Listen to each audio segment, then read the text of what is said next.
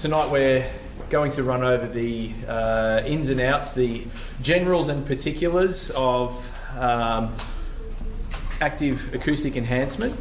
Yamaha's version is the AFC3, and I'm going to be I'm going to be as brand agnostic as I can, because I intend for this to be as informative as possible.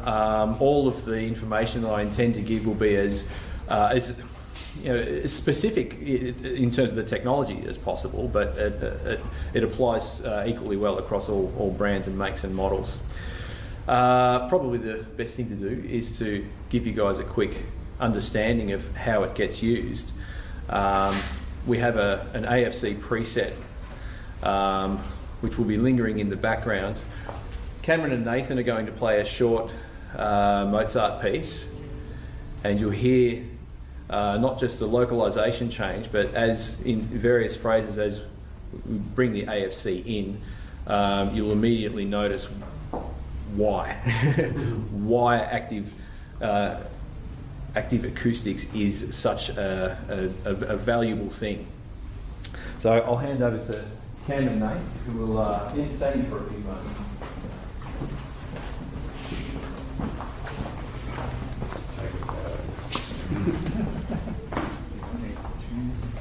Equipment.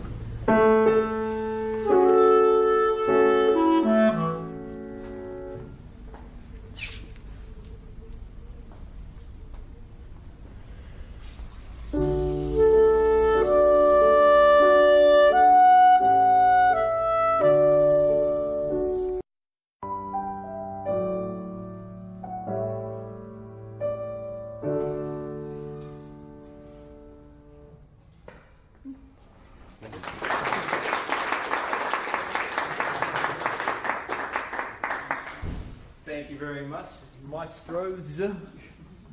Greatly appreciated. So, as you probably could perceive there, I was turning the system on and off just in various places, and when the system turns off, there's a sensation of everything sucking back towards the origin, the source, which, you know, there's nothing wrong with this piano, of course. There's nothing wrong with the playing, but in this particular room, just because it's a bit of a warehouse space. There's a polished concrete floor which gives us some strong early reflections in terms of the reverb profile, but in order to keep the flutter echoes at bay, we've had to put some absorptive panels on that flat wall back there, because otherwise, in opposition to this flat wall here, we get some pretty nasty flutters in here. So consequently, the acoustics in here are fairly benign, and especially when we get a whole bunch of people in here who, when we have a piano recital and we may have anything up to 100 people seated in here, it goes from benign to a recording studio, and people report that they find it very hard to hear the pianos. Which is why we've undertaken to install an AFC in here to liven the place up a whole lot. So a quick history on who I am. My name's Simon Tait. I've been an audio engineer probably for about as long as I've been a musician, which has been since I was, 12, I suppose, or even earlier when I first started playing keyboard, I guess, in primary school, or horrible recorder like most of us. I started off with getting into electronics because, I got into audio because I was into electronics, and I got into audio because, you're the guy with the soldering iron, you use the mixing console. Somehow that made sense. I completed a trade apprenticeship in audio electronics around about 2000, I think. From there I did operations and in corporate AV and freelance audio and touring and tour management and all that sort of stuff for many years.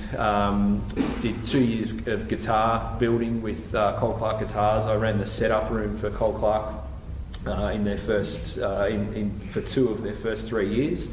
which was a lot of fun, but while they're a growing business, they couldn't pay very well, so we parted on very good terms. And then not long thereafter, I started working for Yamaha in 2007 in the hi-fi and home theatre department, actually, because I needed a break from commercial audio. I'd had enough of loading bloody trucks at 2 in the morning. I got drawn back into the pro audio world, working for the wholesaler of Adamson and Duran Audio, Tascam, CMI Music and Audio for a few years. After which I endeavoured to start my own business, which is a completely different presentation. We built a business called Open Live, which runs networked audio recording gear inside venues, and still going. We've managed to keep it alive and keep it going and keep it growing.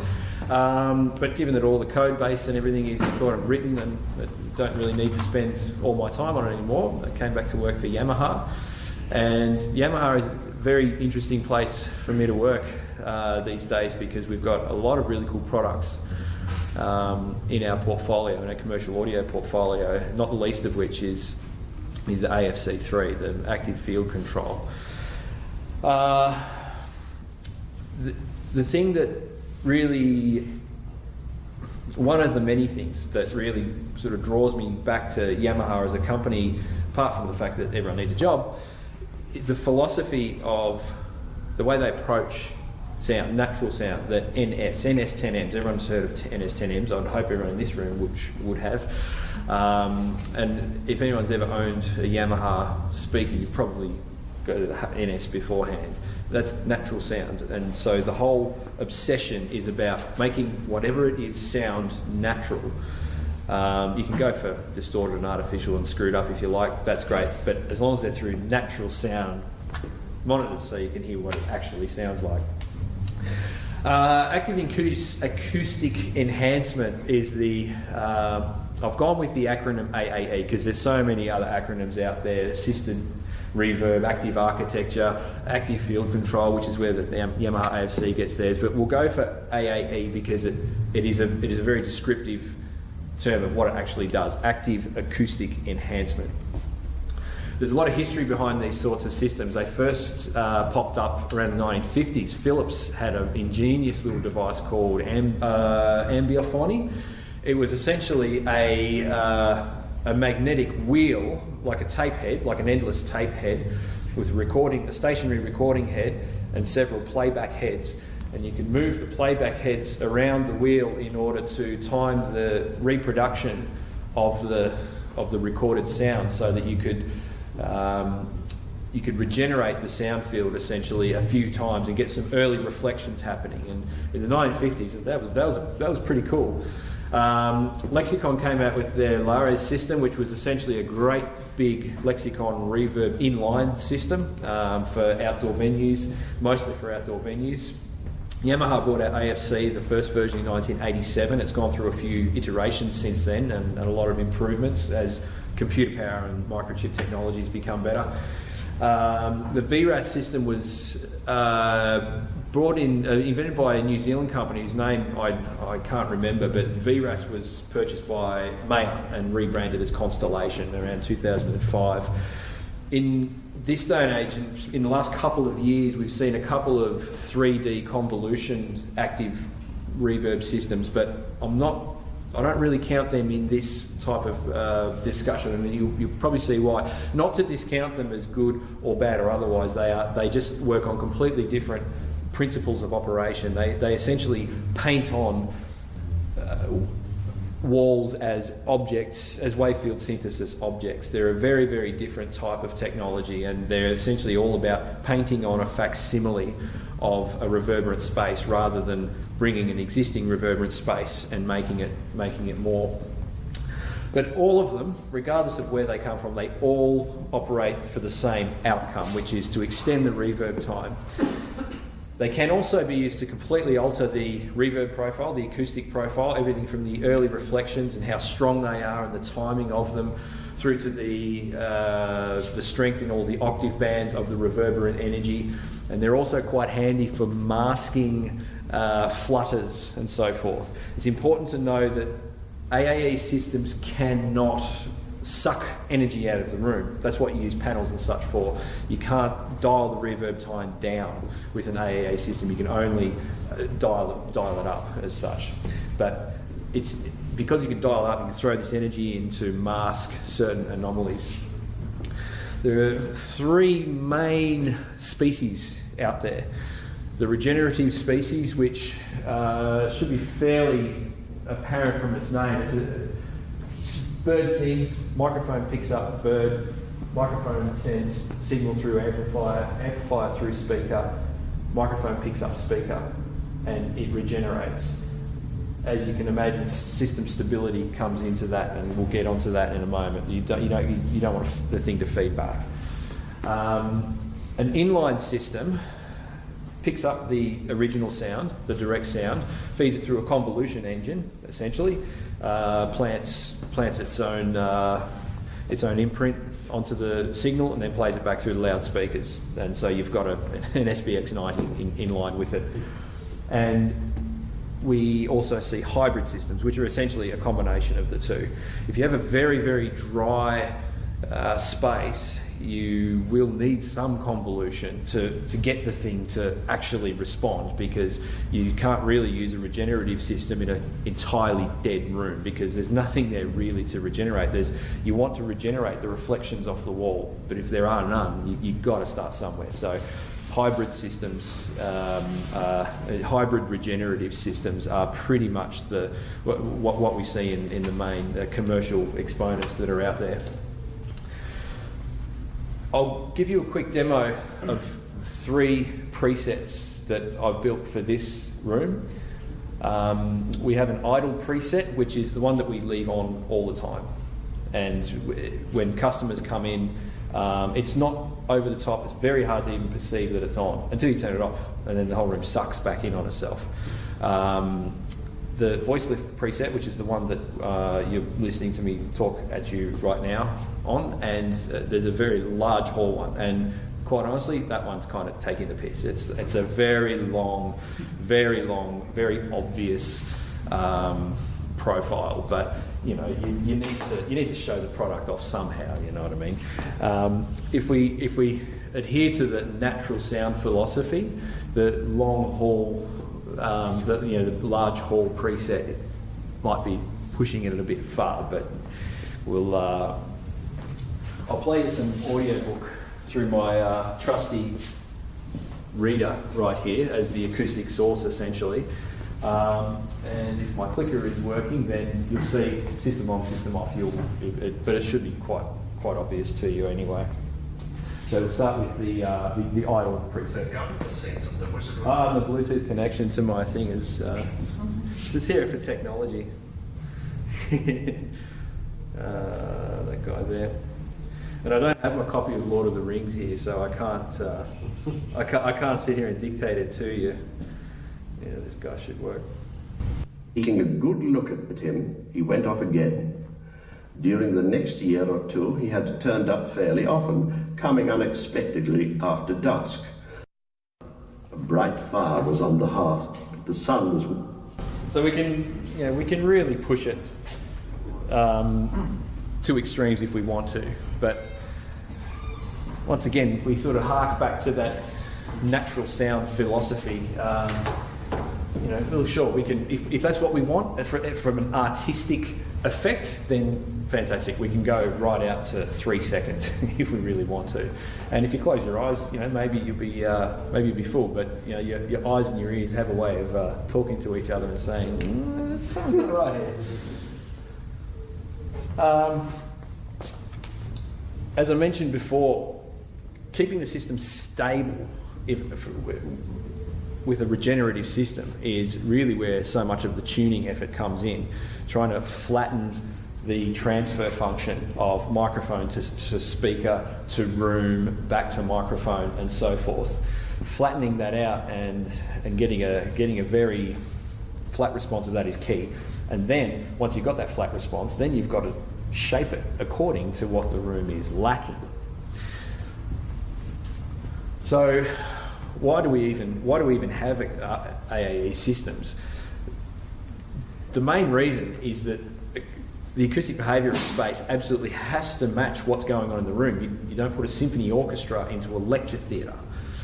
You can put a rock band in a lecture theatre with a very low reverb time, and a rock band might sound okay, nice and tight and punchy, but you don't put a rock band, in a church either, or the opera house. Or actually you can, but you often find that they'll have mechanical acoustic treatments for such a thing to bring the reverb time down. The point being that individual types of program have their own optimum measurements for clarity and optimum reverb time profiles and so forth, and we can control them with a properly designed AES system. Why must the acoustics smash the program? Well, straight economics, man, because the audience needs to feel like they're connected to the music, and it's about the audience coming back and paying for tickets. The correct acoustics will have a direct effect on the financial performance of the venue, because if the audience can't hear what's going on, then they ain't coming back. The performer's experience is equally important as well, particularly with orchestras, with string ensembles and so forth. They rely on reverberation in order to hear each other and to be able to perform at their peak. So we often find AES systems not just in the audience, but also in a shell, like in the stage shell, to actually lift the response of the stage shell so that the members of the ensemble can hear each other across the stage. Bad acoustics make for lousy performances, frankly. Like I said before, we cannot use AES systems to suck energy out of the room, but we can use it to kind of polish the turd, maybe? I don't know. To actually put some energy in there to fool our ears into not hearing certain anomalies. A really good case study was Machida City Hall in Tokyo. Now, it's a 800-seat theatre, and I've just screenshotted the seating plan to show you. So the stage is here. This is a picture of the stage standing from a fair way back. The AFC system is served by loudspeakers up here, so it's quite a long way from the audience. There's no mezzanine. There's no mezzanine. It rakes upwards. But at the back, there's a dirty, great big flat wall. And when you're standing on the stage and you clap your hands, bonk, bonk. It's so clear. This wicked slapback. And then when you turn and quite honestly, I didn't notice it until we walked in there and walked around and did our, this and that. We heard some musicians, and I didn't notice it until they turned it off. I was like, oh, hang on, that's always been there. And then it was quite obvious, and they've turned it back on again, and your ears are distracted by it. So it can be used to, muddy the waters a little bit, so to speak. Another side of the economic aspect of an AES system is it's going to allow a venue to open their doors up to a wider range of customers, essentially. So if you have a multi-purpose theatre, and multi-purpose venues are very much mode du jour these days, you're not going to be able to put you're going to put musical theatre and a symphony orchestra in it at the same time without a fairly big change in the acoustics. So AES systems find their return on investment by the fact that people can book them out for a wider variety of methods of content. So now for all the engineering type heads, we'll talk about how we actually sort of step through how to implement one of these, and we're talking in very general terms. And as I said before, these sorts of concepts apply equally to Yamaha AFC and also to any other type of AES system. All of the principles are roughly the same. First, you've got to define what does a successful design look like. It has to meet the needs of the acoustic profile as you see it. So generally you'll go in there and measure what's there, or ask the architect or the acoustic consultant what the existing profile is looking like. Ideally, this is a philosophical thing. Again, it should be aurally invisible. That is to say, you shouldn't really be able to tell that it's on unless someone tells you that it's on, and then they turn it off and you go, oh, that's what it was doing. Untrained staff, generally, even banquet staff, should be able to just turn it on and turn it off without needing to go deep into menus or anything like that. And it's got to meet a budget. You know, we live in the real world. It's an expensive system, and it needs to be built fit for purpose and to budget. Before we put pen to paper, we need to gather a whole lot of information, as much of this type of information as we can. We might not be able to get all of it, but all of this is going to feed into how much system do we build, and and what does the shape of the system look like. Particularly this one, the critical distance. Critical distance is critical because a hybrid system or a regenerative system needs to pick up essentially the reverberant field and regenerate the tail. You can also use these systems to pick up the early direct sound and synthesize early reflections with the loudspeakers. We can do that as well. But depending on the layout of the venue, that may require another set of mics. But if we put our mics past critical distance, the critical distance being where reverberant energy equals the direct energy coming from the stage, then we're picking up the reverberant field rather than the direct field. So from there, once we work out what it needs to do, we'll work out, okay, do we just need a system for the audience only? Is it required to be in the orchestra pit on the stage? If there's a balcony, like a mezzanine balcony, do we need to install loudspeakers underneath to try and connect those audience members with the stage and remove the ceiling from above them? So there's certainly not one size fits all there. This one is where most of the time gets spent. How many loudspeakers, and the type, and the radiation patterns, and the mounting points, and then in amongst that we might go, well, ideally we would have them at 2 metre spacings because the roof is, you know, just beyond critical distance, so we don't need to make them too dense, because if we make them too dense, we don't need to run them as hard, but it will be more expensive, so we'll try and pull them out. It'll be less expensive. However, we have to run those speakers louder then, which means that the audience member may localise an individual speaker, which is a real no-no, because as soon as an audience member goes, that speaker's doing something, then you've kind of failed to some degree. So all of these variables kind of triangulate, and then in amongst that, if it's a heritage venue, where are you going to mount them? How are you going to hide them? Even if it isn't a heritage venue, even if it's brand new, you get a sensitive architect who just, I do not want any loudspeakers to be visible, and we come across that. And we have to find solutions to those sorts of things. And, you know, I don't want to hang on architects and do that. They do wonderful work, but sometimes they think that there's these invisible speakers that you can get that make noise, and yeah, all of that. This is why this part takes probably the most amount of time. The microphone placement is much easier because they're small and we only need 4 of them. Minimum 4 sometimes. If we need an early reflection system, as I said, sometimes we need to put cardioid mics closer to the action and use them to synthesize some early reflections for the audience. But yeah, the microphone side is a little easier to design. Once we've got our loudspeaker count and our microphone count, the rest of it sort of cascades out of that. The amplifier channel count is exactly the same as your speaker count.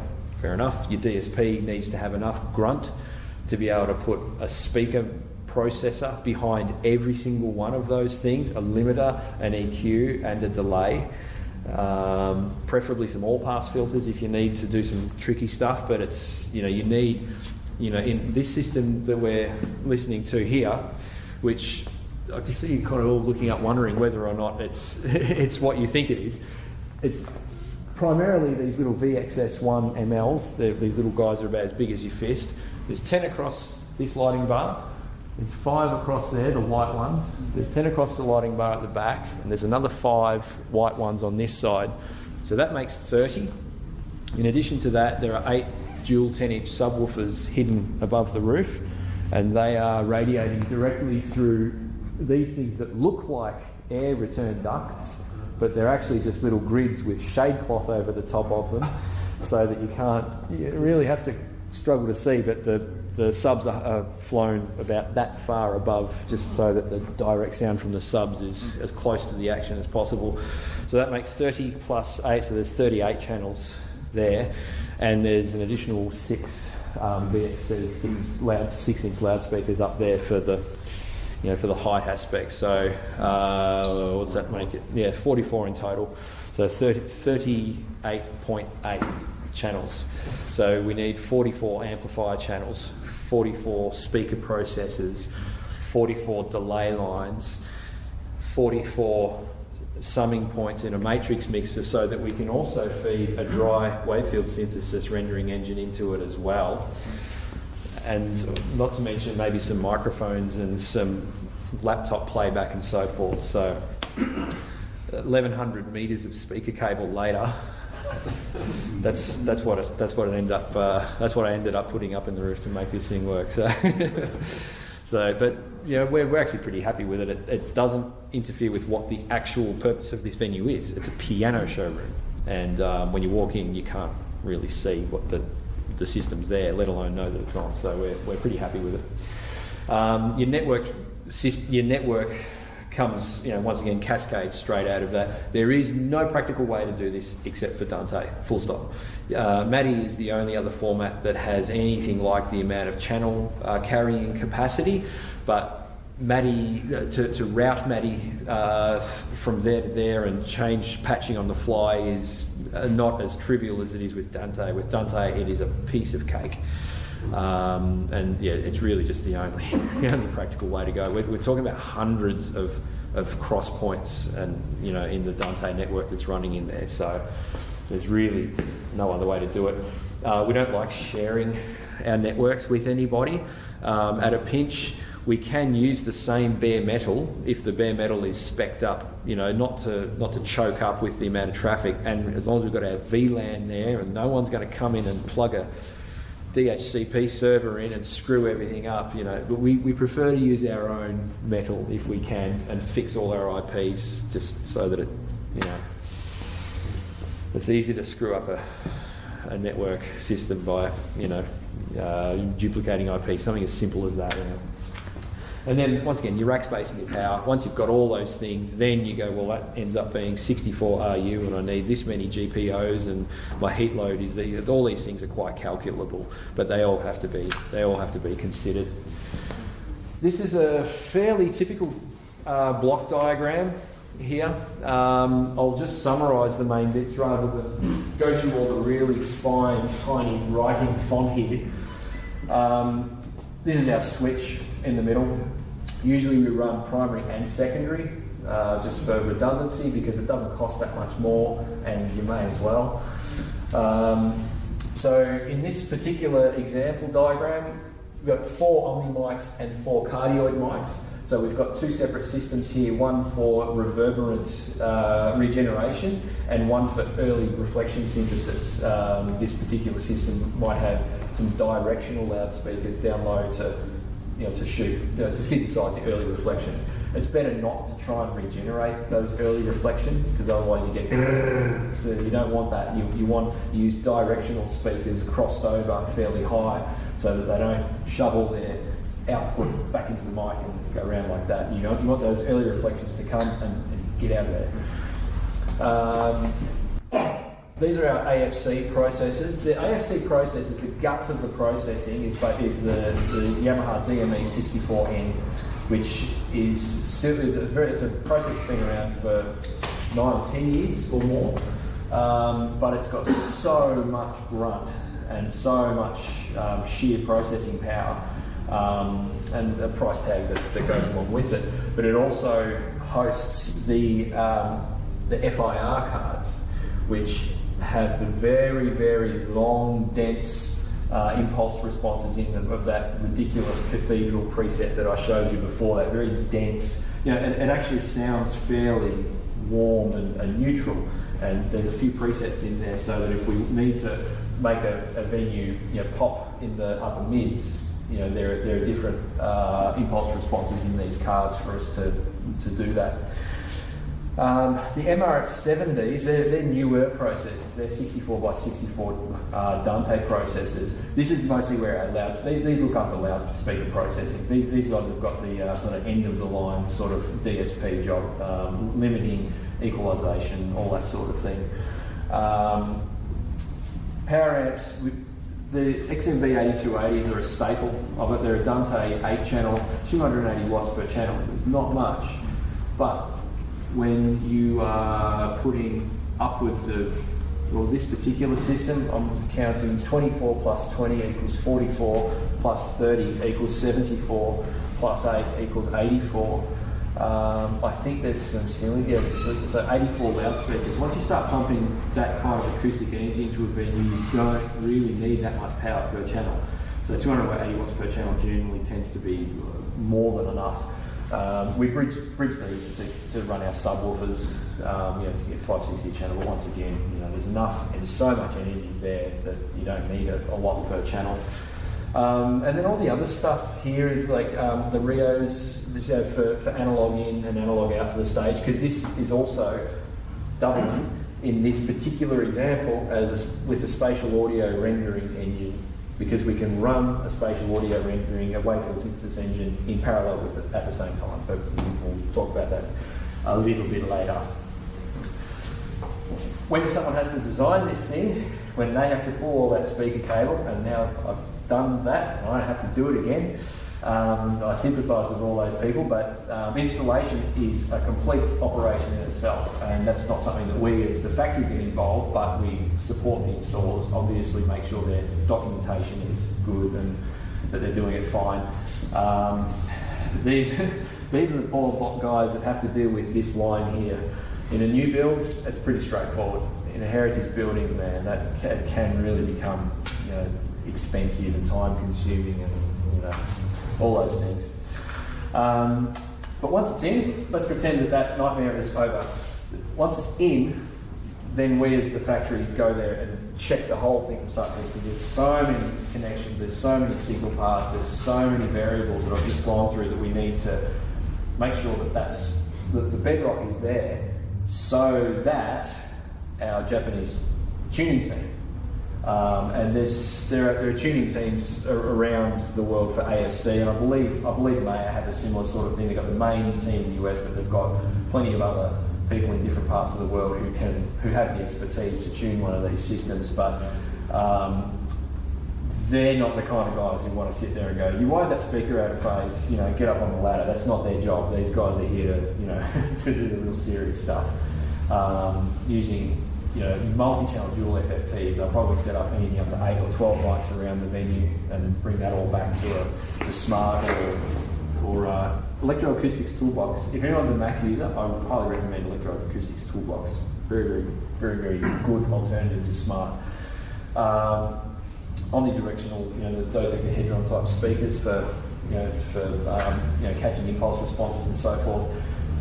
Iteratively tuning, getting the system stable, and then bring the musicians in and let the musicians tell you what they like and what they don't like about it. Let the customer decide what it is, and then once again go back around and iterate and revise your presets and get it right. Once everyone's happy, then lock in. Usually it's only 3 to 4 presets, because that's kind of all you need really, but it's up to the customer how much they want. Measure the room off and with all the presets, collect the impulse responses for records, essentially. So if they ring up and go, "Oh, there's something wrong with the system," you can really tell whether or not something's really been gone wrong or been interfered with or so forth. And then we visit our quality indicators. Did we meet all the targets? And all these targets are pretty self-explanatory here, but if this is a successful design, we should feel pretty good about all of these questions as we ask ourselves. So that almost sort of rounds out active acoustic enhancement. And before I sort of bridge over or sort of step sideways a little bit into spatial audio. Has anyone got any sort of burning questions about what I've just been through? There's a lot of information there, but yes? Just smouldering, not burning. Yeah. Do you actually define the environment before you start doing your work? Do you get a baseline? Traps that are needed? Or we as the factory, we generally don't have that level of input. Generally, that will already be covered off by an acoustic consultant, generally, because of the budgets that are generally involved with these sorts of things. And we're not talking, we're probably talking the low six figures for a large system. And of course it can scale according to the needs, of course. But there's usually a consultant involved who is going to advise the client that you've got this slapback,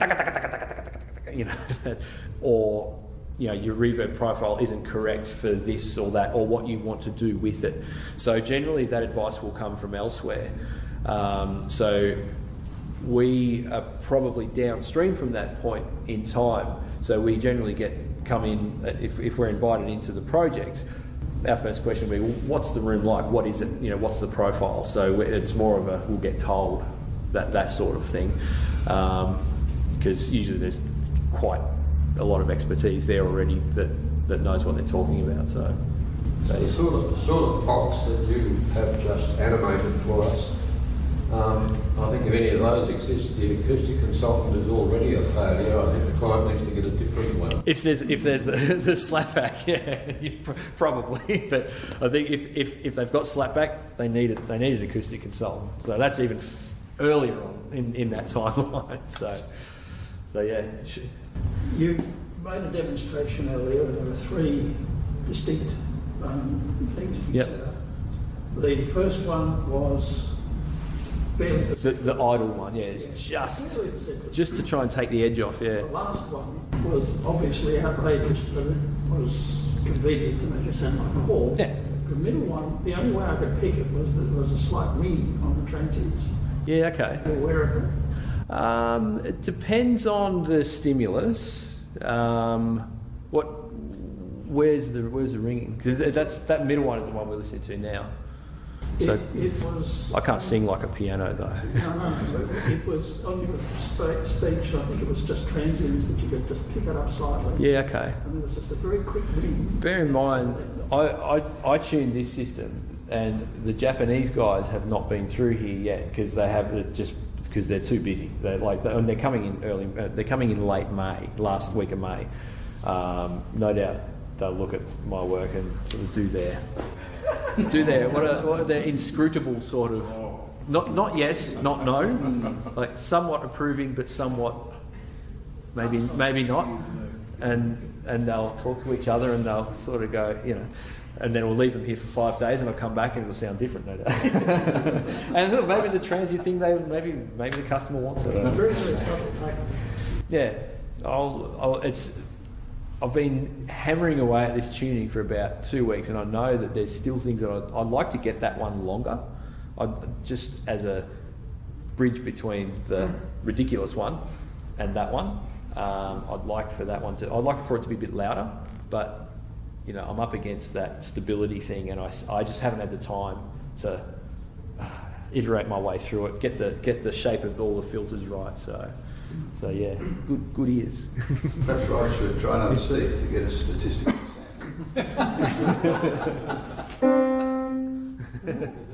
Most of the artefacts I noticed were very soon after you switched between profiles. The build-up, the initial build-up is always got a different feel to it. For that reason, I was actually changing presets and then fadering up to Unity, but well spotted, especially with the ridiculous one that relies a lot on FFT, as it takes a while for the FFT to build up, and for that the first impression is like, oh, something is here, and then your ears kind of just get used to it. So yeah. Sorry, you. Is this tuning process manual? Does Yamaha have tools that kind of streamline? There is such an enormous. Yeah, there is a tuning tool which is essentially a dual FFT. It'll take an impulse of every single speaker. So it takes, in this case, 44 FFTs, and it will give you a waterfall plot of where the peaks are, but it will ignore to some degree, to varying degrees, any peaks where they reach back out of phase. Because even if there's a peak, it's not going to take off so much. If it's going to depend on what the phase angle at which it comes back at. So there is a tuning tool. My impression of it was that it didn't quite do what I wanted it to. It didn't sound, well, it did. It didn't give me as much. Probably because I was using it incorrectly. In the end, I used that tuning tool as my baseline. Did a lot of gaining up and exciting the room with pink noise, bursts of pink noise, broadband, pulling it out and seeing what was left, seeing what stuff hung over, and addressing that iteratively over a long period of time. And at a certain point in time, you end up with so many, like a chime of peaks, essentially, where you just have, there's no point in trying to slot them all out, because you're playing whack-a-mole at some point. And not only you're playing whack-a-mole, you don't have enough parametric filters left, but it starts sounding weird, when you suck all this stuff out of it, and sometimes you need that stuff, So there is a real trade-off between naturalness and length, and somewhere in that, you can get a long time, but if it might sound weird, might sound really bright, might sound really dull. The naturalness length trade-off is it's real, man. And if you want a bit of extra length, you can throw some FIR in there, some of the wet stuff to push it. But once again, you do too much, it starts sounding a bit sort of painted on, So yeah. It's a product-specific question for the AFC for existence. Yeah. The peak flattening algorithm, is that something that operates in real time, or is that something that you dial in at during commissioning and then leave it? We use it just as an analysis tool. So what it does is it actually hooks up to the AFC processor over the network. You tell it what the ID is of all of your parametric filters, and it will burst with pink noise.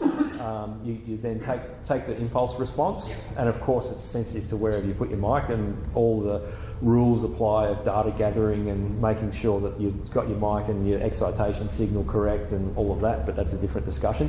And then it'll ask you, do you want me to apply this? And so you go and apply it, and you move on to the next speaker and next speaker and next speaker, and 44 speakers later you turn it up and it's regenerating.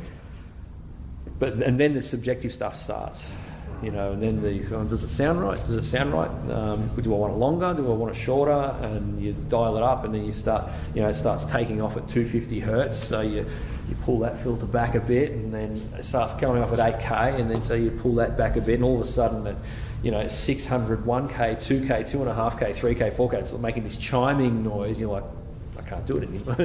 I'm out of ammunition, So once we've sort of worked out a stable system, we basically save it as a preset that we can sort of recall. So the tuning tool is really only used for the commissioning process. Yeah. Cool. So, what happens when the audience comes into the venue? Do all your presets then go out the window? They change a lot. Yeah. So this is the first time I've had just this amount of people in the room, and this preset that I've been listening to pretty much all week sounds totally different. It's about as long, but it's filtered a little bit. But by nature, the regenerative effect is, it's not picking up as strong a reflection off the concrete. I'm guessing that's where it's coming from. Probably certain stuff that was coming back in phase is no longer coming back in phase as strong. It does change a bit. We've got the company kickoff meeting in here where there'll be like 120 or 100 people in here in about 2 weeks, and and I'll be able to answer that question a whole lot better after that. And also, how do you go about mixing in this environment? I'll play, when I play a demo in a moment, that'll kind of answer that question too, because the demo I've got it's just a multi-track stem of some kids playing in a band, right? And I'm using a little GitHub project called Soundscape Renderer to put objects around. When the system's off, it's dry, it's like a studio. But then when you go out to the preset number 3, the really long one, you hear it in the snare. Like you hear this reverb, like the snare's got reverb on it, so it wettens the whole thing. So I guess the answer is it's a different mixing. It's a different mixing thing. You would find a very, very different mix from the dry preset to the wet preset, because certain things your ears just focus on different things. When I'm thinking more along the lines of if I was mixing a band, say, in the venue. Yeah. And if somebody told me there was already a reverb going on here, I might be a little bit nervous about how my mixing would interact with. We've had that feedback before on feedback, pardon the pun. I mean, this is the only AFC system in Australia thus far. There will be other AFCs going in imminently that will crow from the rooftops about. But other systems, we've had feedback that engineers just, can you turn it off? I want my own canvas, please. And that's understandable, especially for a rock band or something where you add reverb in order to create a sense of space within the mix. It's understandable that's do you want to mix in a dry environment, or do you want to mix in a wet environment? It's gonna, and when I play this for you, you'll get that exact sense.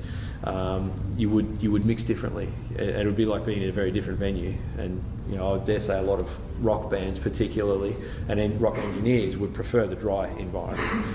But then again, if for classical music, for chamber music, or for musical theatre, where the amplification is either never used or it's incidental, it's strictly for reinforcement only, AES systems are much, coming to their own much more. So yeah, but it's a good observation that for amplified music, low reverb time all the time. Yeah, for sure. So how long have you spent tuning the room cycle? Oh, would have lost count of the hours, and I've scrapped it and started again I've scrapped it and started again 3 times. I reckon cumulatively probably 12 or 14 days, I'd say. This is the first one that I've done, and so I've had to learn on the job. I've had the luxury of having the Japanese tuning engineers just an email away if I've got a specific question, and they're very responsive and helpful, and they're very keen to share their knowledge, which I'm grateful for. But those guys sort of walk in, they live it and they breathe it, and so. But even for those guys, it still takes them a week to from go to woe. So yeah. Simon, is there provision for remote diagnostics, secure access, or troubleshooting, or basic stuff? Not probably the closest thing to that would be TeamViewer. I would suggest probably running on a VM in the system. I would suggest, because number one, just to mimic the PC display. Essentially, If you generally, without even being able to hear it, you might, if someone said the system's not working, symptom is not on. Right. Generally, you'll be able to find the reason without being able to hear it. Yeah. You can insert. There's facilities in the AFC software to insert virtual meters, probes around the place, so that you can see where stuff is. Diagnosing things locally. Yeah. I was just thinking in the case where it's a bit problematic and you're stuck locally, you can call on remote support from experts. The other side of that would be that the folks who installed it, they're just by nature going to know the system. They might not know what the tuning side was, but if a whole section's not working, they'd know the system. it's like, they'd be like, well, it's probably that amp or an amp somewhere is faulty or something like that. So, and a lot of most of the system is off the shelf. The amps, the DSP, the network gear is off the shelf. So a lot of those troubleshooting skills are already going to be out there. So yeah. Thanks. So yeah. So the gap between architectural acoustic enhancement, well, I've lost track of my acronyms, and spatial audio, SA, that's easy.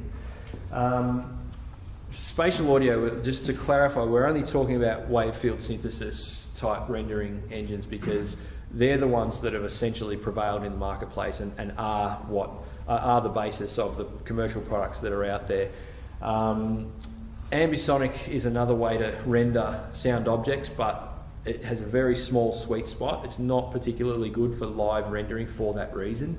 It's a very sound solid technology, works really well for headphones and so forth, but in live loudspeaker based reproduction setups, ambisonic just isn't used. Wavefield synthesis is the way that everything is working these days. Quick recap on what wavefield synthesis is a way of using an array of loudspeakers to synthesize a wavefront, to sum together using the correct amount of delay and phase shift so that when they reach each other at a point in space, they sum together to create a new wavefront. This is straight from Wikipedia. This is probably one of the best graphics to explain wavefield synthesis that I've come across anyway. I can't really explain it any better than this does. You have a row of speakers. The DSP behind them can control the delay and amplitude of every single speaker. The algorithm essentially fires the speaker according to where the virtual source is supposed to be located at, and thus the synthesized wavefront, how that's supposed to propagate. Now, there's a lot of there's now become a lot of commercial and open source brands out there. Barker Isono is probably the one that's been around for the longest. It's essentially the Fraunhofer. It's Fraunhofer basically rebranded. Spatial, once again, is based on all the Fraunhofer stuff. Acoustics have got their Lisa system. D&B have got their Soundscape system. Spat and Spat Revolution, although Spat Revolution doesn't have wavefield synthesis yet, but Spat, which is a plugin for Max MSP, can do wavefield synthesis. The one that I use is Soundscape Renderer. It's got a really simple graphical user interface, has Mac binaries, Windows binaries that you can just download, don't have to install, they just work. And it kicks butt. It's so light on its feet. You can load it up with so many speaker channels, and and it works really well. You set it up right. It's very, very good. So, in my experience, we can build a functional, passable wavefield synthesis rig without going to extreme lengths of putting speakers cheek to cheek to cheek to cheek to cheek, and doing encircling a room like this with hundreds of loudspeakers. That looks great on paper, but it's too expensive and it's impractical and it's just crazy. We can get away with it to a certain degree by using the rule of thumb, which is loudspeaker spacing should be about the distance between the speaker to the audience. If you can maintain that spacing, you're pretty much there. And that's why when you see Lisa systems, like the Acoustic Lisa systems, you only see like 5 arrays at the front of the stage, but that's because the audience is so far back that the audience still gets a good image there. Now, there's a couple of other things that need to be... You can't do this. You can't do wavefield synthesis in too large an area. If you go into a large area like a stadium, you can't really get away with putting sound objects around people. Once again, that's why you sort of see them all at the front of the stage, because time of flight becomes an issue. And you can't have groove with time of flight. It just doesn't work. You can't have the drums there and the bass, the object 20 feet away. It just doesn't work. Like if any of you have ever played on a stage where you're long displaced from your drummer, it all goes to poo. Like you have to be.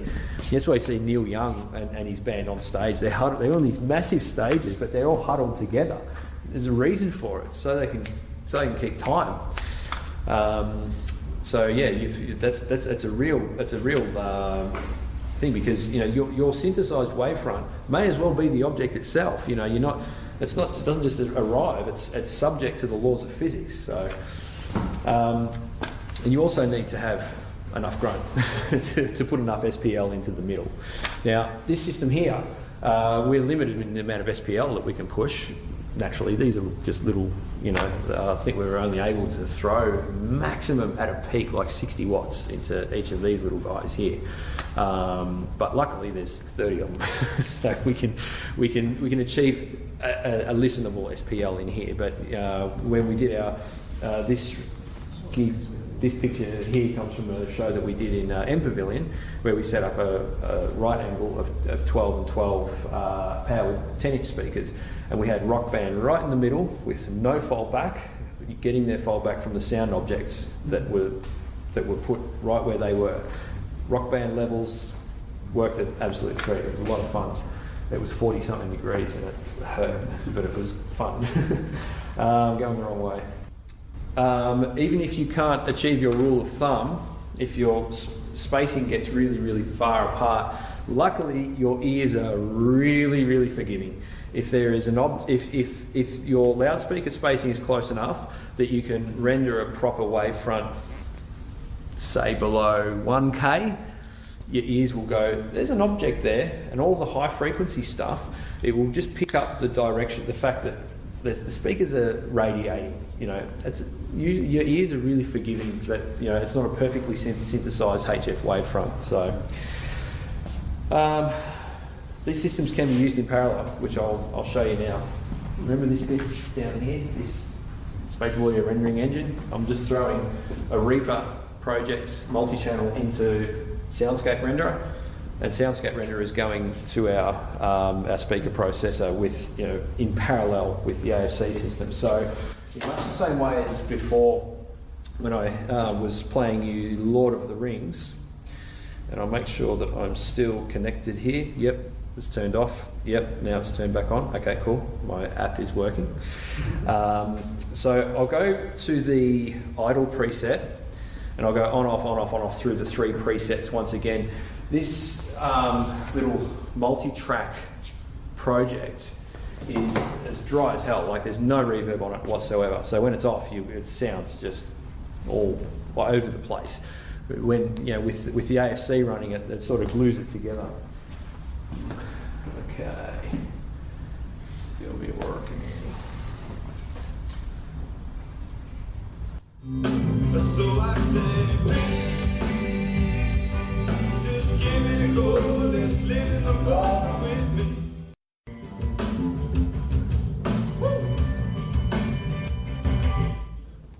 So yeah, that should have been as apparent as the voice demo there. So yeah, you can see when the snare goes with that long preset, it's obvious. But if that reverb profile isn't what the music requires, then yeah, you probably want to start with the dry space and use the profiles that are fit for that particular type of music or whatnot. So yeah, but yeah, that's this little system here. It was pretty much every single corner had to be cut, not in terms of cost or effectiveness or so forth. It was because we couldn't use any other speakers except these little guys, because it's a piano showroom, it's not a loudspeaker showroom. we wanted to put initially 8-inch speakers around everywhere, but that quickly got shot down for good reasons. So these little guys are crossed over at about 190 hertz, after which point the 8-inch subs take over, but you still get the directional stuff. You still get a pretty good wavefront from about that 190 through to about 1K. Then the subs sort of take over, and your ears are still fairly forgiving of it. It's not the most perfect studio quality spatial rig, but it works. That multi-track recording, how many channels was that? That was only 10 objects. So it's a 24-channel project, but here's a tip when you're working with object-based audio. Get rid of everything that's stereo. Bus everything down to mono, everything. Bust your guitars down to mono, bust your backing vocals down to mono, and because very quickly, the only thing that was stereo was the overheads, was so they were probably about there and there, just to sort of spread the drums a little bit. But there was like a guitar DI and mic monoed together and mixed for tone. The bass DI and amp monoed together, mixed for tone. The keyboards, stereo feed, just put it together. There's already, the only reason you use stereo, remember, like the whole point of stereo is to put space into stuff, is to give your ears the impression of space. There's already space here. So you don't lose anything by bussing stuff down, and what you do gain is an uncluttered GUI. Like the first time we started doing these sorts of experiments, we're like, oh, I've got a 32 channel project, 32 objects, yay! Snare bottom over there, snare top over there, and it sounds like crap. Like you can't, and it looks awful on the screen. Where's that? Where is it? I can't find it, and very soon your GUI becomes a mess. And it makes no sense. So yeah, so it's a 24 channel session, but I've busted it down to 10, and then it's 10 objects. So. And how does that route into the? So Soundscape Renderer, the software, has 44. Oh, sorry, it's only. It doesn't make use of the ceiling speakers, so it's 38 output channels over Dante out of the Mac Mini. So this software is, and afterwards you're quite welcome to come and have a look at it. It knows where the loudspeakers are, and I literally click and drag the location of my objects around the scene, and it moves them accordingly. So it has a separate system, but how do the two systems work together? Just through 44 individual summing plugs. So it comes in via all the AFC signal comes in. There's 44 channels of delay. That's the last point. It then, before it hits the speaker, there's a 44 channel master fader as well. Before it hits the 44 individual speaker processors, it basically goes through a summer, like a 4-in, 1-out summer, unity gain summer. So sum per speaker. Yeah, that's right. And I've put the speaker processors obviously at the end, so that if anything crazy happens, there's limiting and system protection.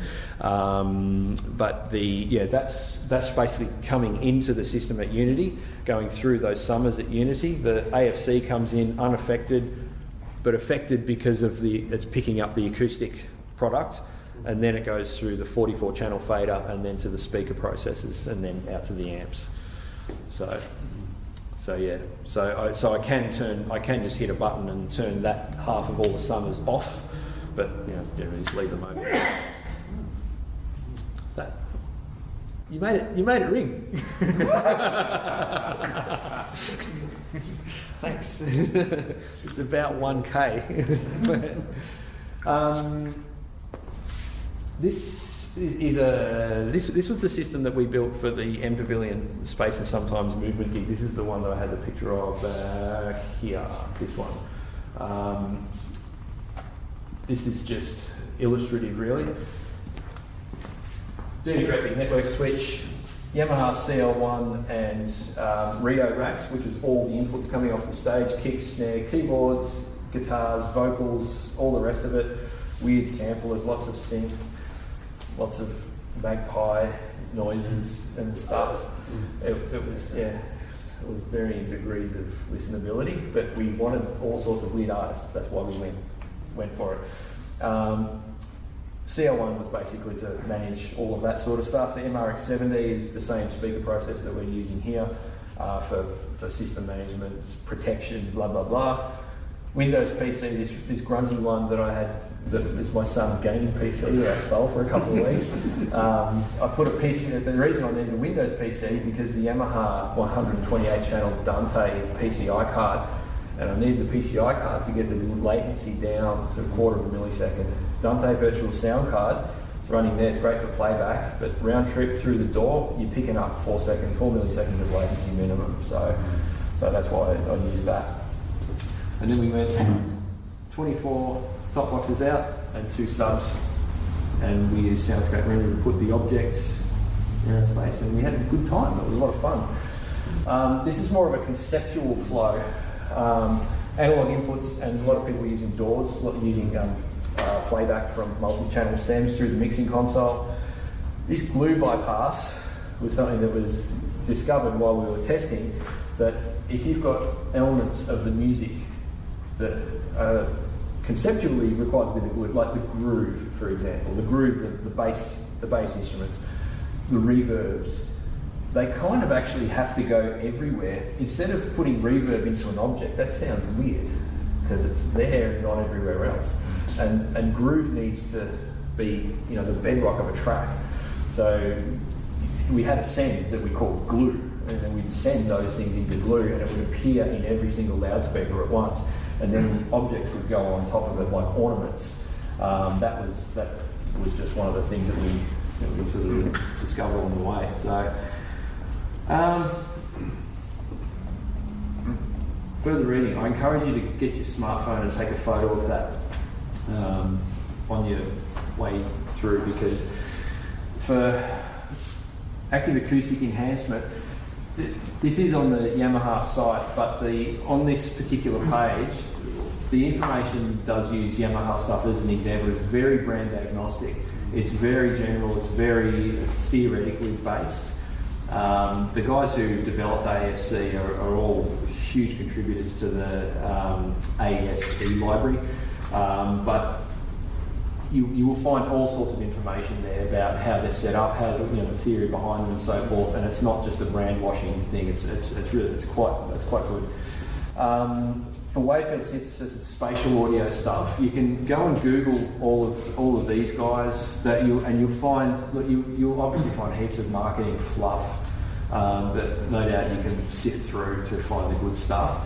But there is particularly this one here, the one that's co-written by the Soundscape renderer guys, the software that I'm using, gives a really fairly technical but quite readable explanation of Wayfield synthesis, and therefore why that rule of thumb, the loudspeaker spacing rule is why it's worth observing, and that. I can't actually remember what that one is, but I wouldn't have put it there if it wasn't useful. And in the latest edition of Audio Technology magazine is a big write-up by what's his name? Mark Davey, who came along to that gig, and there's a really good write-up of how the system was put together, and some of his subjective impressions of the gig.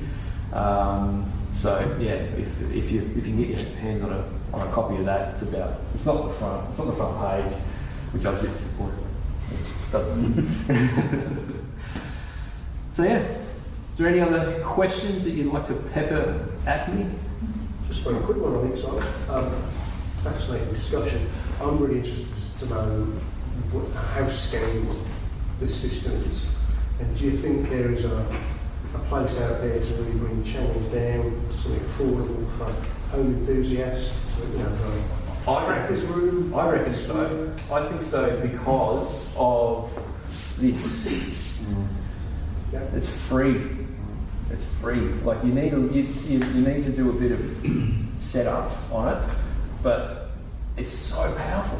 It's so powerful. Like you hitherto the computing power and that was the really expensive part. But now, and also this one, Spat for Macs and we have Super Collider. They're like any sort of GitHub thing. They require a bit of setup, but they're free. And a lot of us have got speakers lying around that and you don't need 64 channels. You can make a workable system with maybe 8, and that's a home theatre. So you can, and one of the really key reasons why we went and did this Space and Sometimes movement kit was pretty much to advertise that fact. The fact that it can be done using off-the-shelf components and it doesn't have to cost a bomb. I think also there's application for living spaces to actually put some atmosphere in. You know what I mean? So when everyone was talking here before, I was being cheeky, and then you turn it off, and it's like, who pulled the fun out of the room? And so there is it makes a difference. It lifts your attention. I don't know what it does. I don't know. It makes you feel warm. I'm not sure what it does, but there is definitely something in the effect of it that sort of lifts your perception of everything to some degree. You can also, and you know, if you've got your loudspeakers density right, play bird noises, and then you're outside. Play a few bird noises, and you know, if you want to hear the traffic, make a car go past. You know, there's automation plugins for Soundscape Renderer. There's a VST plugin to run automation. So yeah, the tools are, you know, we're standing on the shoulders of giants. You know, it's 2019. These people have done all that work, and you know, I get to use it. So yeah, a couple of other things. What network switches do you use for the backbone? Yamaha SWR 2100P. Right. Are those do Yamaha make those switches, or they? Yep, Yamaha is the biggest domestic supplier to the Japanese market of switches. They outsell Cisco, they outsell everybody in the Japanese market. That little factoid was unknown to us until like a couple of years ago when they said to us, "Oh, we're giving you some switches for you to sell," and reading through the marketing material. I didn't know that. So Yamaha, like they build lots and lots of switches, and they open them, plug them in, no configuration. I touch that one, plug it in, lights go green, stuff happens. Cool. I actually know they build switches. So that's a they did I. So you're saying that these Yamaha switches are custom made specifically for Dante, or that capability built? They'll do everything else. They'll do all your normal TCP stuff and everything. But they've got the normal stuff that you find that you need in a Dante switch, like IGMP snooping and all the rest of it, quads and everything else is by default at a set up for Dante out of the box, and you can log into it with your browser and set up VLANs and turn things on, turn things off if you want to. But because they're sold alongside the commercial audio stuff, their factory defaults are, you know, if you need a Dante switch, just grab one. There's a 5-port and a 10-port. There's new models coming out with 10 gig uplinks, 10 gig SMF, single and multi-mode fibre uplinks. So serious switches. Yeah, whereas with a lot of the Cisco things, that's a serial port command line job. Yeah, that's it. Yeah, there is RS-232. I don't think there's an RS-232 port on these ones, but you know, you can TCP, you can socket into a command line. There is a more extensive command line instruction set than is available on the GUI, like a Cisco, so yeah. Going back to that discussion about price earlier as well, you said something like this, you'd be looking at low 6 figures for it. Once you take out the cost of labour... Probably not even. Depends on the venue. For a venue like this, you probably wouldn't even get to 6 figures, I would suggest. Cool. Yeah, but only because of the false ceiling. It was easy to run cable. Yeah. So, yeah. Once you take out the cost of labour, most of the hardware costs, is that going towards the software and processing, or is that sort of going towards the DSP hardware? The biggest chunk is the amplifiers. Oh, okay. Actually. Cool. Makes sense. Because there's 48 amp channels there, so there's 6. There's 7 XMB 4280s there. Right. The 4280s are retailed about 6 of them. I can't remember the pricing on there. I probably shouldn't. Yeah, on the 8280s we've got the 8280s, the Dante version. Yeah. Price per channel per watt is still like way below what you'll find in pretty much any other commercial amp anyway. So, but just because of the quantity of them, really. There's an MRX70 in there, which is just a 64x64 Dante matrix with with an open architecture DSP in it. So that does our speaker processing, our summing, like what we said before, our 44-channel fader, and our delay lines. And the AFC processor that hosts the FIR cards for that dense FIR reverberation. Actually, here's another interesting sort of thing with the AFC processor. It hosts the electronic mic rotator as well. So the EMR, the electronic mic rotator, is one of the reasons why we can achieve what we look. It's just these 4 mics here. Yeah. And you've probably looked up and seen them there. There's 4 loudspeaker zones, A, B, C, and D. A, B, C, D, A, B, C, D, A, B, C, D, A, B, C, D, you space them out around the venue fairly evenly. How many times? Once every 2.5 seconds, once every half a second, zone A, for example, will crossfade its source from mic A to C to B to D to A to C to B to D to A to, and it will rotate. That's how you guys get around using like time mirrors and stuff. Correct. Yeah. Correct. That's right. And that's where that's why we can get over to 4. Yeah. And that's one of the things that's one of the patents on the system. That's one of it. And that thing works so well because, as you know, when you turn a mic up, it doesn't start feeding back straight away at a certain point. It builds up. Yeah. So if you can get it before it builds up, all you do is move the mic. You essentially move the mic from there to there, and then to there, and then to there, and then to there, and then to there, and then to there, and it's constantly rotating. That conceptually sounds a little bit like those old pitch shifter devices that were around. Correct, correct. Doing a similar job. But what the pitch shifters did, they'll change the group delay of a by certain. changing the distance. And it would effectively change the distance by changing the phase of it. But the problem with them, and that's what the AFC 1 and 2 were based on that as a way of time variance. Right. But it can, if you get long, slow notes, you can start to hear it, and it starts to sound a bit unnatural. So one of the was the biggest change from version 2 to version 3 was the mic rotator. So got rid of the need to do the wonky pitch shifting. Simple and clever. Effective. When you turn it up, when I was saying about that chiming noise, when you turn it up and you've used up all your parametrics and there's so many peaks and it starts chiming, it's a weird noise. It sings. Yeah.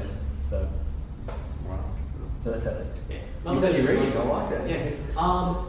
You've got 6 of those ceiling speakers and like 30 of those little thingies off the truss. Yep. Why did you go with those instead of say more densely packed small. ceiling? Fair enough. So it's mostly practicality. Yeah, because it's a piano show. Aesthetics. Yeah, aesthetics basically. Yeah. And it wasn't our first choice, but when Nick and I kind of went, can we put an ASC in your thing? They're like, what's it going to look like? What's it going to look like? And they're like, here's an 8-inch speaker. Oh, nice.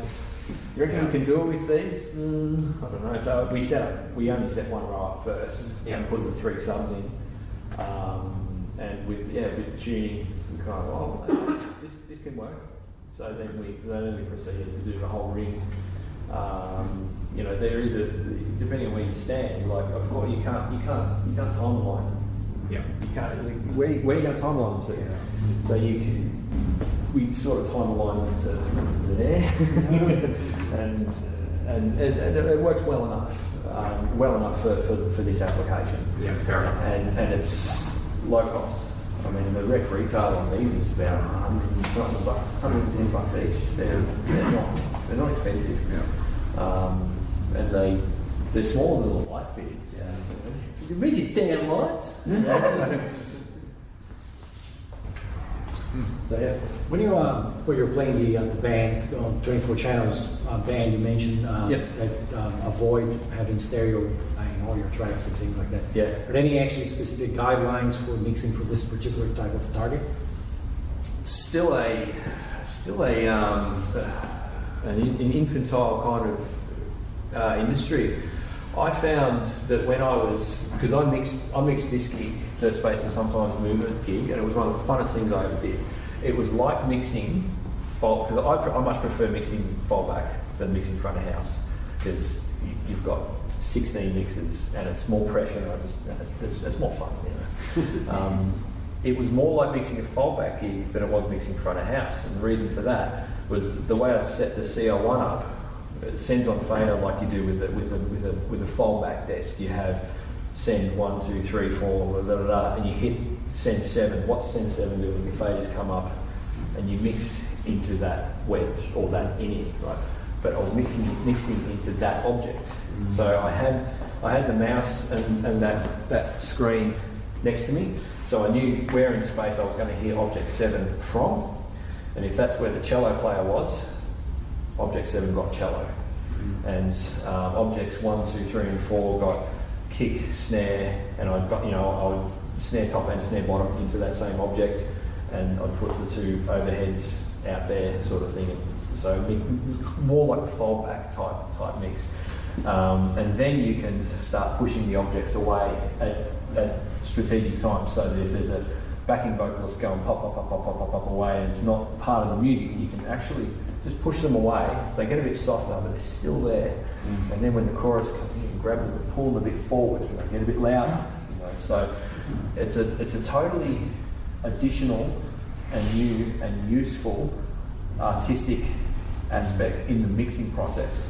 When you mix in front of house, it's an artistic thing. Of course it is. You're bringing all these things together to make something that sounds good, and you should be sitting there through verse, chorus, constantly working. That's my opinion anyway, because the song moving, you've got to move with it. Same with object-based audio. You don't need to swing the hi-hat around the freaking place all the time. That doesn't serve the music. It's got to serve the music. It has to absolutely make sense in the context of what's going on. So that's why we call it space and sometimes. So yeah. But yeah, like as these systems, as spatial rigs get more and more prevalent and artists get more and more used to them, that art form should take on its own thing. That's our hope anyway. So.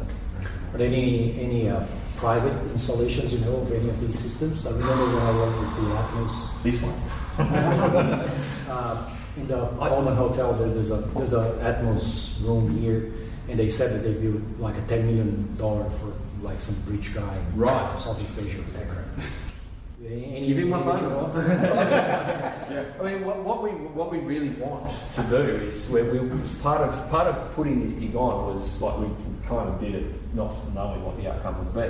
We wanted to try and kick the dust up to see if there needs to be, for example, a rehearsal studio somewhere in town that anyone can just book and have for the day to muck around with and go nuts on. And then there needs to be a performance space so that people can go and sit behind the bar and ignore the band over there while they do this spatial thing. But like there needs to be that full chain. Places in Europe have that loop complete. But in Australia, as wealthy as we are per capita, we still haven't got there, unfortunately. We're not far from it. We just need someone to put a couple of systems around town, and it can be done fairly affordably. It can be done for, if you're opening a club and you've got a budget for a decent sound system, like a real budget for a proper sound system that's realistic, a real budget for a proper sound system would cover one of these. That's our maths tell us that. So, yeah. As long as the budget isn't like, I'm going to buy a cheaper JB Hi-Fi. So. I mean, while we're having a whinge about what's called entry prices and other things, I think that was one of the big obstacles for Constellation. You're looking at like six figures minimum, and a huge chunk of that cost ended up being for their processors because they ran off like FPGAs from back when the dinosaurs roamed the earth. So it's like you need a corresponding system, you need a whole rack to run that. And it's just like you're paying out that side for those processors, then you've got all the stuff on top. Then you've got to fly the team out for US commissioning, it all adds up. And it's kind of like, well, yeah. I've never had first-hand experience with Constellation, so it's very good, but it's also bloody expensive. Yeah. That's what I hear. That's what I hear. But yeah, I mean, all I know about Constellation is what's publicly available, what I can read. I know how it works. Yeah. And I'd probably have a good crack at tuning one day, I hope, just out of pure academic interest. But the AFCs I've heard, I was lucky enough to go over to Japan and hear a few, and hear this one. Like it sounds natural. The thing about it is that it doesn't sound painted on. It doesn't, it works with music, and it's the whole R&D ethos is natural sound. It's got to work for the music. Doesn't work for the music. Try again. Yeah. Because that was the interesting thing. I was reading the white papers that I think, because I know Yamaha has got a few of those white papers out, and there's actually more in there about VRAS than Maya has actually put out that system. Yeah, okay. So yeah, right. Yeah, on the VRAS, yeah. Yeah. Because I know what's it called. It's Mark Paletti, the guy who built the thing back when it was like. Is he the New Zealand guy? He is the New Zealand guy. Right. I think he's actually based out of UCS, working on like some sort of telecom stuff now. What's his name? Mark Paletti. Mark Paletti. Yeah, right. Okay. And I think he's got a few papers in various journals, but they're all. It's just like you open up. It's just like a wall of equations, and it's like, oh god, I'm walking away from this. That's why there's only a few of these, because the walls of equations are like, if you want to go for them, you can find them, but these are just a good start point. So. In your speech, you presented an interesting background in how you got to where you are now and installing the system. At the moment, there's only one, so there's only need for one of you.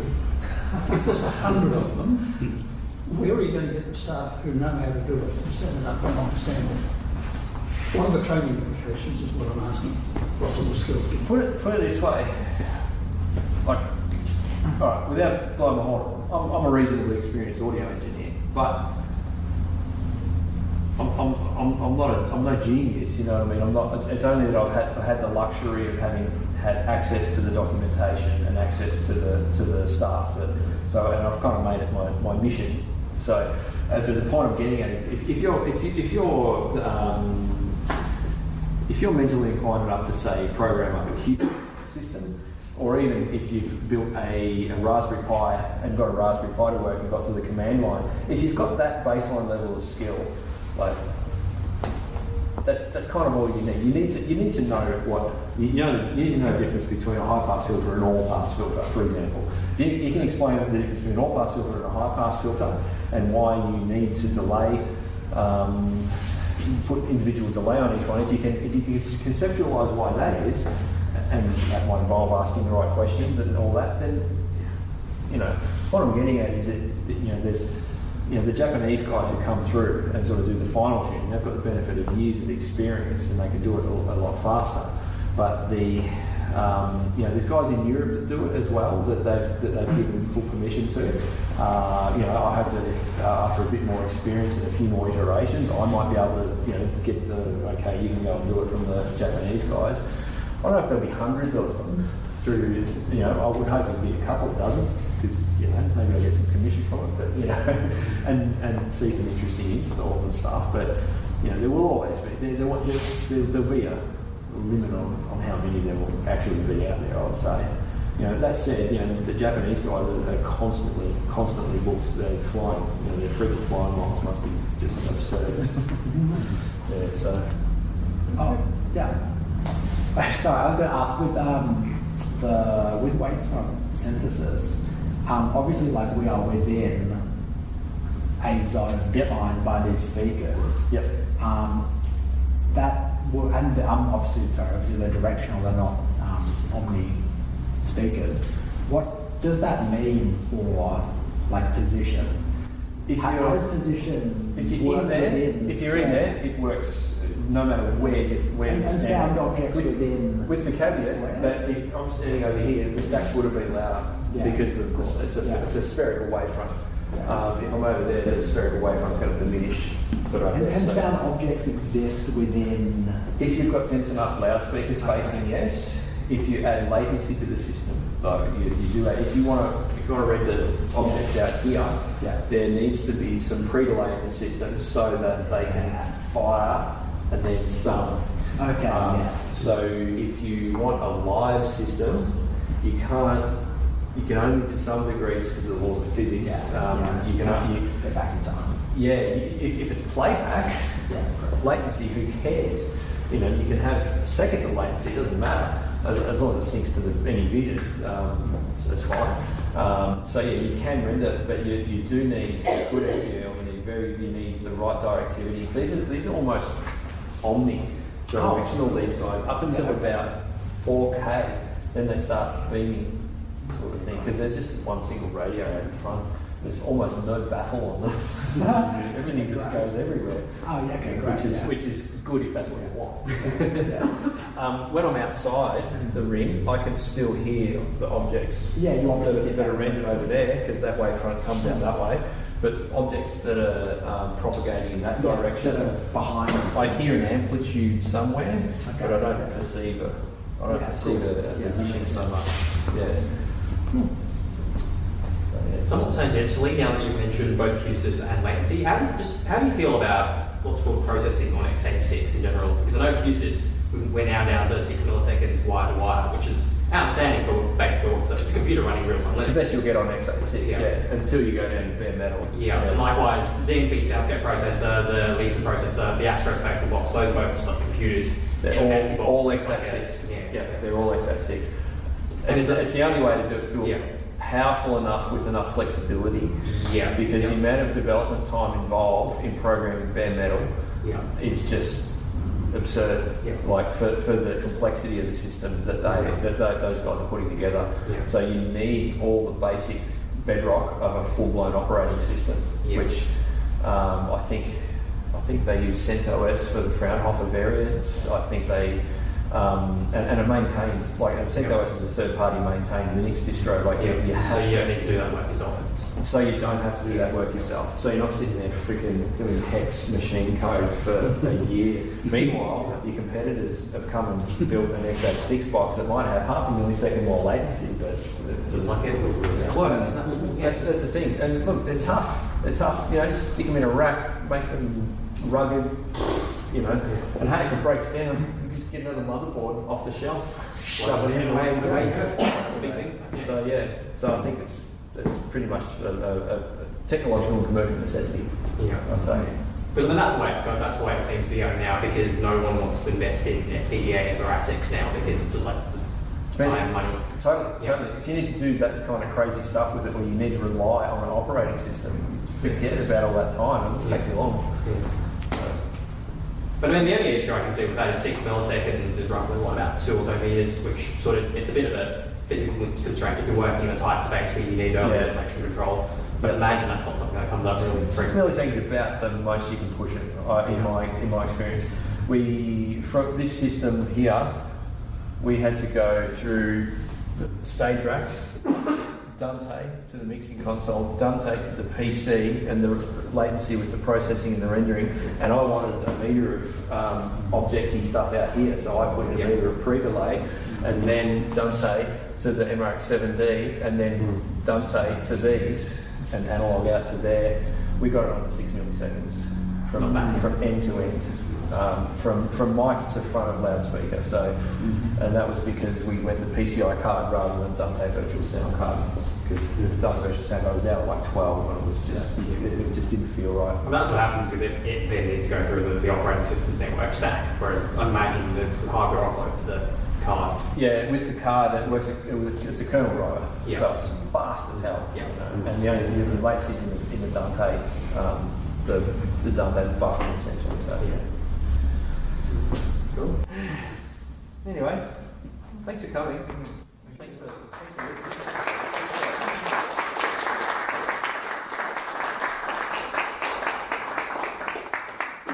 For those that don't know me, Graham Huon, and I'd certainly like to thank Simon for all his effort he's put in tonight, and his assistants who just walked out. But I'd like to thank all, and we've given them a small token for them to celebrate.